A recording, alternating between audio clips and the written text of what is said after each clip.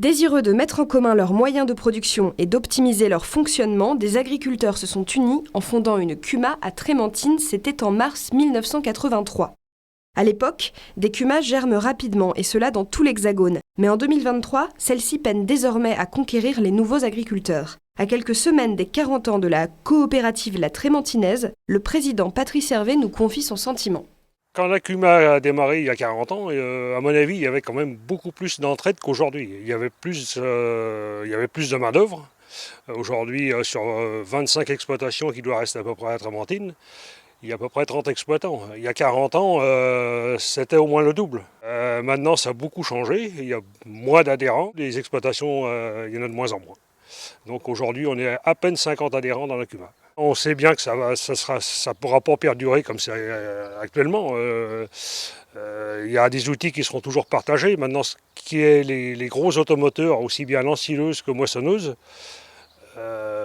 j'ai du mal à voir comment ça va se passer par la suite. Peut-être qu'il y aura des regroupements de CUMA, où ça sera les entreprises, ou peut-être qu'il y aura des particuliers qui s'équiperont. En ensileuse, il ne faut pas y compter. Une ensileuse aujourd'hui, tout équipé, c'est un outil qui vaut presque 400 000 euros. Donc on peut pas se permettre, un exploitant ne peut pas se permettre d'avoir ça, autrement qu'en CUMA.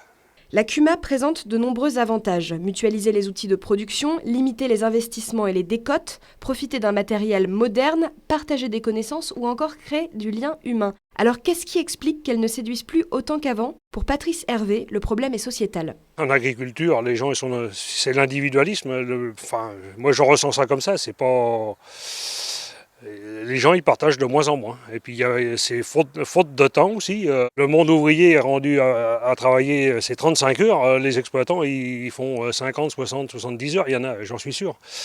Quand on a commencé il y a 40 ans, moissonner un hectare de blé, il fallait 1h15, 1h30. Aujourd'hui, il faut 25 minutes.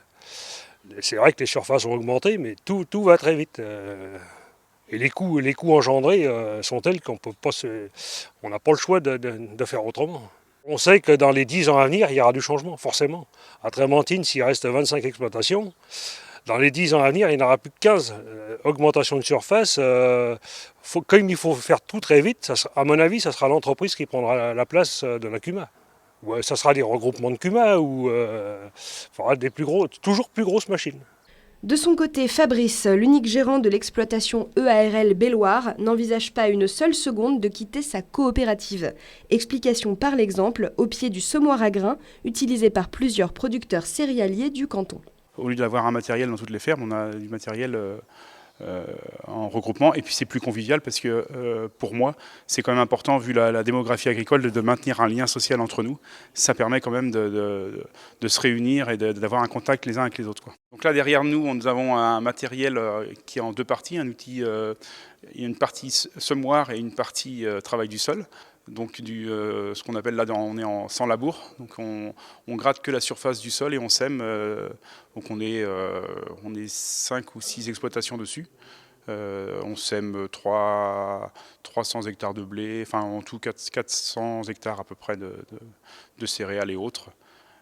Donc c'est des outils, c'est pareil, c'est des outils qui, s'ils étaient jetés en solo, ils sèmeraient maximum 100 hectares. Si vous avez que, je sais pas moi, 100 heures ou 200 heures d'utilisation de ce matériel-là, c'est un non-sens de l'avoir à soi. Il vaut mieux le partager, sauf si c'est vraiment spécifique, mais la plupart du temps, c'est un non-sens, c'est un non-sens économique, c'est un non-sens écologique finalement. Ça n'a pas d'intérêt, et ça en aura encore moins à l'avenir à mon avis. Un chamboulement des mentalités vers plus de compromis et de partage pourrait mener les CUMA vers un nouvel âge d'or. Mais pour ces deux agriculteurs, l'avenir verra plutôt l'accélération d'une agriculture à 2 vitesses, avec d'un côté un regroupement des CUMA du territoire et de l'autre des méga-fermes.